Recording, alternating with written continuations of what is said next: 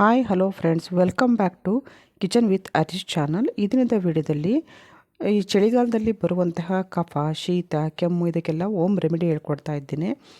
ಇದನ್ನು ತೊಗೊಂಡ್ರೆ ಕ್ಯೂರ್ ಆಗುತ್ತೆ ಅಂತ ಅಲ್ಲ, ನೀವು ಡಾಕ್ಟ್ರ್ ಹತ್ರನೂ ಕೂಡ ಸಜೆಷನ್ ತೊಗೋಬೇಕಾಗುತ್ತೆ. ಆದರೆ ಇನ್ಸ್ಟೆಂಟಾಗಿ ನಾವು ಮಾಡ್ಕೋಬೇಕಾದಂಥ ಓಮ್ ರೆಮಿಡಿ ಇದಾಗಿದೆ.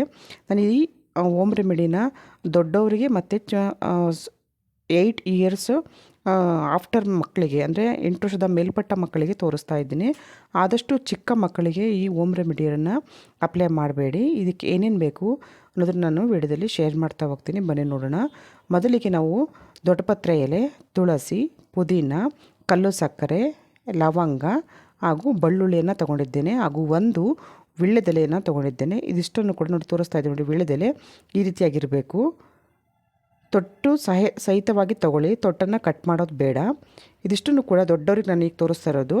ಇದಿಷ್ಟನ್ನು ಕೂಡ ವಾಶ್ ಮಾಡಿ ಈ ಎಲೆಗಳನ್ನು ಪೆಟಲ್ಸ್ ಥರ ಬಿಡಿಸ್ಕೊಂಡು ಈ ರೀತಿ 4ರಿಂದ 5 ಎಲೆ ಪುದೀನ, 1 ದಳ ತುಳಸಿ ಹಾಗೂ ದೊಡ್ಡಪತ್ರೆ ಎಲೆಯನ್ನು ದೊಡ್ಡವರಿಗಾದರೆ 2 ತೊಗೊಳ್ಳಿ, 2ರಿಂದ 3 ತೊಗೋಬೋದು.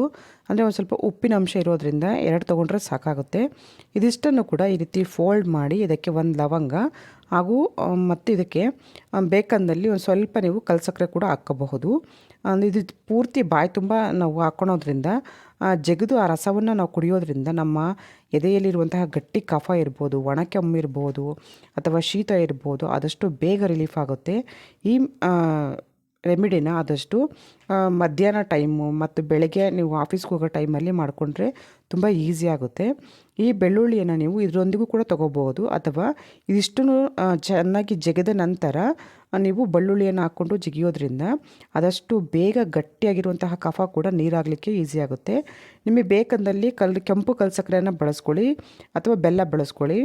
ಈಗ ನಾನು ತೋರಿಸ್ತಾ ಇರೋ ಸೆಕೆಂಡ್ ರೆಮಿಡಿ ಮಕ್ಕಳಿಗೆ. ಈ ದೊಡ್ಡಪತ್ರೆ ಎಲೆನ ವಾಶ್ ಮಾಡಿ ಹೈ ಫ್ಲೇಮಲ್ಲಿಟ್ಟು ಹೆಂಚನ್ನು ಬಿಸಿ ಮಾಡ್ಕೊಳ್ಳಿ. ಬಿಸಿ ಮಾಡಿಕೊಂಡು ಈ ರೀತಿ 2 ಕಡೆನೂ ಕೂಡ ಸ್ವಲ್ಪ ಸಾಫ್ಟ್ ಆಗಬೇಕು, ಅಲ್ಲಿವರೆಗೂ ಬಿಸಿ ಮಾಡ್ಕೊಳ್ಳಿ. ಮಕ್ಕಳಿಗೆ ಈ ರೀತಿ ಮಾಡ್ಕೊಳ್ಳೋದ್ರಿಂದ ಇದರಲ್ಲಿರೋ ಉಪ್ಪಿನ ಅಂಶ ಕಡಿಮೆ ಆಗುತ್ತೆ. ಬೆಳ್ಳುಳ್ಳಿನೂ ಕೂಡ ಒಂದು ಸ್ವಲ್ಪ ಡ್ರೈ ರೋಸ್ಟ್ ಮಾಡ್ಕೋಬೇಕಾಗುತ್ತೆ ಈ ರೀತಿ, ಅಥವಾ ಈ ದೊಡ್ಡಪತ್ರೆ ಎಲೆ ಇದೆಯಲ್ಲ ಅದ್ರ ಮೇಲೆ ಇಟ್ಟು ಕೂಡ ನೀವು ಒಂದು ಸ್ವಲ್ಪ ಸಾಫ್ಟ್ ಮಾಡಿಕೊಂಡ್ರೆ ಈಸಿ ಆಗುತ್ತೆ. ತುಂಬ ಚಿಕ್ಕ ಮಕ್ಕಳಿಗಾದರೆ ಬೆಳ್ಳುಳ್ಳಿ ಬೇಡ. ಈಗ ಒಂದು ಬೌಲ್ಗೆ ನಾನು ದೊಡ್ಡಪತ್ರೆ ಎಲೆ, ನಾನು ಸ್ಟೀಮರ್ ಮಾಡ್ಕೊಂಡಿದ್ನಲ್ಲ ದೊಡ್ಡಪತ್ರೆ ಎಲೆ, ಆ ದೊಡ್ಡಪತ್ರೆ ಎಲೆ ನೋಡಿ, 1 ದಳ ತುಳಸಿ ಹಾಗೂ 2 ಪುದೀನ ಎಲೆ. ಚಿಕ್ಕದ ಎಲೆ ಆದರೆ ನೀವು 3 ತೊಗೊಳ್ಳಿ, ದೊಡ್ಡ ಎಲೆ ಹತ್ರ 2 ತೊಗೊಳ್ಳಿ ಸಾಕು.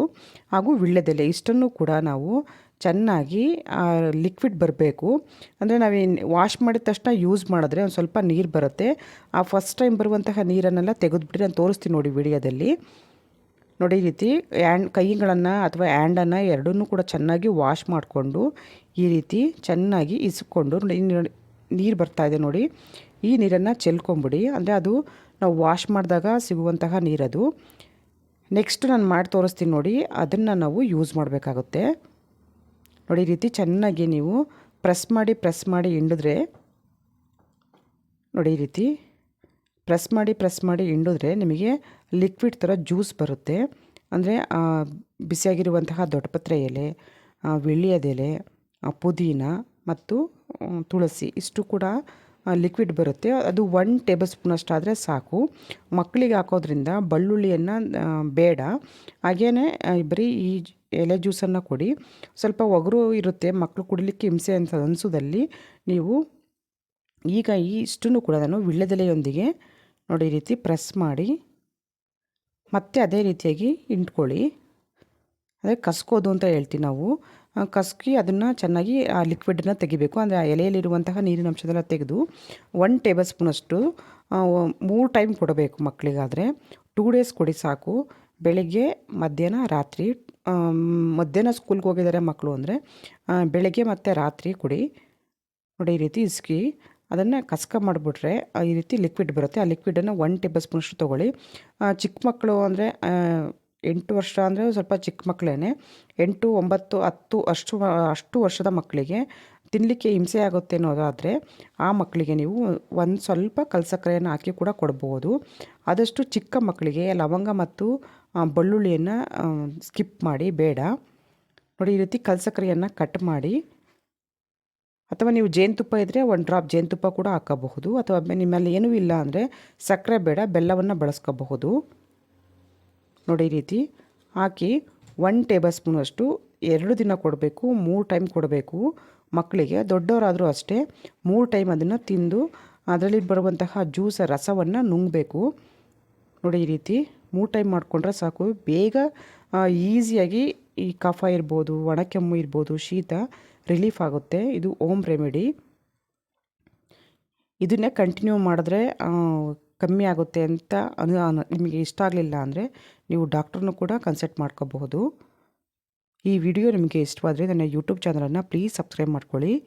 Thank you for watching. Thank you.